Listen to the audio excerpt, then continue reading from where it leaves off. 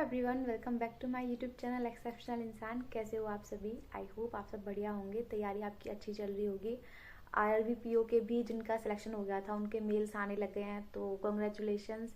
आपने डीवी के लिए अपने डॉक्यूमेंट सब तैयार कर लेना। मेरे पास भी मेल आ गया है। मेरे को आर्यावर्त बैंक मिली थी, मैंने शेयर भी किया था आप लोगों के साथ। आर्यावर्त बैंक मिली है मेरे को। मेरा डीवी 6 तारीख को है लखनऊ में, लेकिन शायद मैं उसमें नहीं जा रही हूँ। इवन शायद क्या, मैं उसमें नहीं जा रही हूँ डीवी देने भी।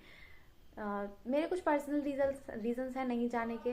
लेकिन आपके पास अगर आप पहले से एम्प्लॉयड हैं, जैसे आप मेरी तरह हैं, एसबीआई क्लर्क में हो आप, और आरआरबीपीओ में भी आपका हो गया है, तो आपके भी कुछ पर्सनल रीजंस होंगे एसबीआई को छोड़ने के और आरआरबीपीओ में जाने के। मे बी ये हो सकता है कि आप वहाँ पे क्लरिकल कैडर में हो और यहाँ पे आपको पीओ मिल रहा है, तो शायद आप इस वजह से जाना चाहो। मेरा पर्सनल रीज़न भी है कुछ ना छोड़ने का, क्योंकि एसबीआई मेरे को मेरी पास में मिली हुई है, होम स्टेट में। मेरा डेली अप डाउन हो जाता है, तो कुछ इस वजह से भी नहीं छोड़ रही हूँ, और कुछ एक्स्ट्रा चीज़ें भी हैं जिनकी वजह से मैं एसबीआई को नहीं छोड़ रही हूँ। तो ये बात, खैर ये टॉपिक अलग रखते हैं। तो इसमें मैं बस ये बता रही थी कि अगर आपका आरआरबीपीओ में हो गया है तो कॉन्ग्रेचुलेशंस आपको, और अपने डॉक्यूमेंट्स अच्छे से तैयार कर लीजिए। दूसरी चीज़, आईबीपीएस पीओ मेंस के लिए स्पेशली मैंने वीडियो बनाई है। आईबीपीएस पीओ मेंस का एग्जाम मैंने नहीं दिया था। मैंने इसलिए नहीं दिया था क्योंकि एसबीआई मेरे को छोड़नी नहीं है, तो मैं एसबीआई को छोड़ के जाना नहीं चाहती। तो ऐसा हुआ था कि आरआरबी पीओ मैंने इसलिए दे दिया क्योंकि वो ज्वाइनिंग से पहले हुआ था मेंस। नहीं, ज्वाइनिंग से पहले नहीं, ज्वाइनिंग मतलब उस टाइम पे हुई ही थी, और उस टाइम ट्रेनिंग चल रही थी, ट्रेनिंग के बाद हुआ था। तो इतना ज़्यादा वो नहीं था कि अगर हम जा रहे हैं छुट्टी लेके, तो इतना ज़्यादा वो था नहीं कि चलो ठीक है चले जाएंगे। लेकिन आईपीएस पीओ मेंस जब हुआ तो उस टाइम पे ना ज्वाइनिंग भी थोड़ी पुरानी हो गई, थोड़ी मतलब 2-3 महीने हो गए कुछ ज्वाइनिंग को। तो फिर उस टाइम पे ऐसा लगा कि क्या यार, इसके लिए अलग तैयारी करो, ब्रांच से छुट्टी लो, और फिर ऊपर से था भी बहुत दूर एग्जाम, तो इसलिए मैंने आईपीएस पीओ मेंस नहीं दिया था।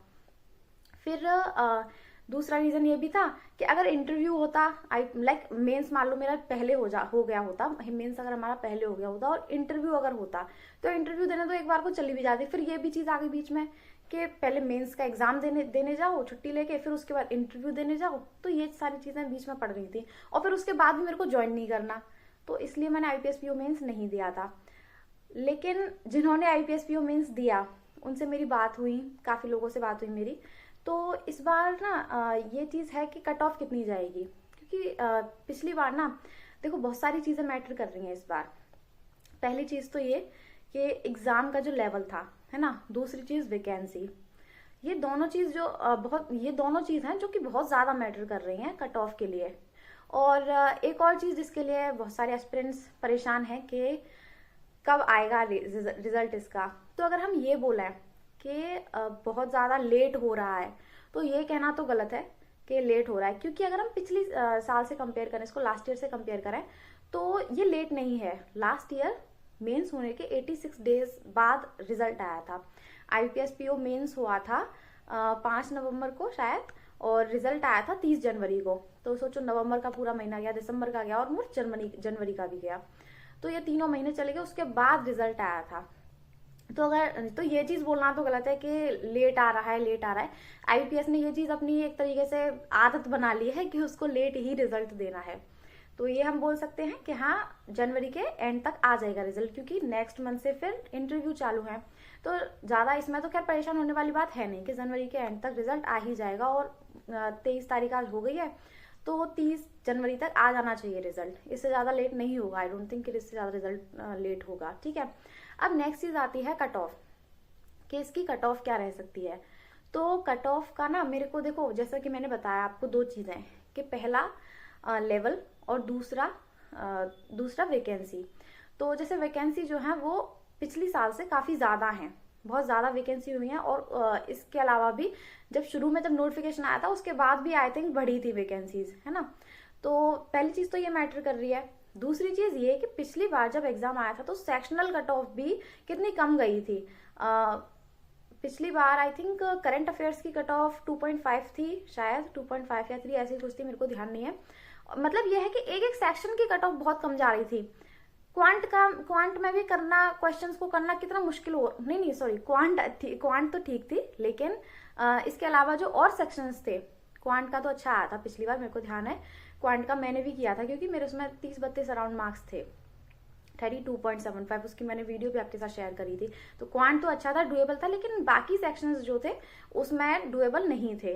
तो लेकिन अब जैसे मैंने करंट अफेयर्स का आपको बताया कि उसमें 2.5 सेक्शनल कट ऑफ थी, बाकी बहुत सी कुछ चीज़ें थी जो कि डुएबल नहीं थी। लेकिन इस बार जो एग्जाम का लेवल है, जो मैंने सुना, मैंने एग्जाम दिया नहीं, लेकिन मैंने जब काफ़ी लोगों से सुना जो एग्जाम दे के आए हैं, तो उन्होंने मेरे को बताया कि ऐसा कुछ नहीं था कि हम जो है किसी में मतलब कर ही नहीं पा रहे हैं कुछ भी। डुएबल था हर एक सेक्शन, हम अपने मार्क्स बना पा रहे हैं आराम से। तो अब ये चीज़ मैटर करती है कि जब हर एक इंसान, हर एक कैंडिडेट इतने इतने करके आया है अटेम्प्ट, तो कट ऑफ तो मेरे हिसाब से थोड़ी बहुत बढ़नी चाहिए। लाइक पिछली साल शायद 65 के अराउंड कुछ गई थी। तो जो इस बार मेरे को लग रहा है कट ऑफ का, देखो अगर पिछली से अगर और ज़्यादा हम बैक का कंपेरिजन करें, तो वो तो कंपेरिजन नहीं करना चाहिए आई थिंक, क्योंकि ना देखो उससे पहले जो एग्जाम आए हैं उनका लेवल काफ़ी कम था, और अभी जो है लेवल बढ़ता जा रहा है। पिछली बार थोड़ा ज़्यादा आया था, हाँ इस बार थोड़ा सा कम था कंपेरेटिवली, लेकिन अगर उससे पहले भी हम और पहले का देखें तो इतना भी ज़्यादा लेवल नहीं है ना उनसे पहले का। जो पुराने सिलेक्शंस हो रखे हैं वो इजीली, नॉट इजीली, बट हाँ ये है कि जो इस टाइम जो इंसान कंपटीशन में लगा हुआ है, जो इस टाइम वो अपनी मेहनत कर रहा है, तो इस टाइम कंपटीशन ज़्यादा, ये हर एक इंसान जानता है, ठीक है। तो जैसे पिछली बार मैंने बता रही हूँ कि 65 कट ऑफ गई थी, तो इस बार जो मेरे को लग रहा है कि अब एग्जाम जो है इतना भी इजी नहीं था कि 75 और 80 कट ऑफ चली जाए, इतनी तो नहीं जाने वाली। और एग्जाम इतना भी डिफिकल्ट नहीं था कि 65 से नीचे जाए, लाइक 63, 62 इतना भी नहीं होना चाहिए। तो जो मेरे को कट ऑफ लग रही है वो लग रही है 65 से 70 की रेंज में, 70, 71 समथिंग, और 65, 66 समथिंग। मिनिमम 65, 66 अराउंड होनी चाहिए, और मैक्सिमम 70, 71 अराउंड। इससे ज़्यादा तो मुझे नहीं लग रहा है कि इससे ज़्यादा कुछ फ्लक्चुएट करेगी। तो ये मेरा ओपिनियन है। अगर आपको कुछ, अगर इसमें कुछ और लग रहा हो कि लाइक कुछ और इसमें हो सकता है, हाँ ठीक है, मैं आपकी बात से भी एग्री करूंगी, क्योंकि हो सकता है कि मुझे कई सारी चीज़ें ना पता हो।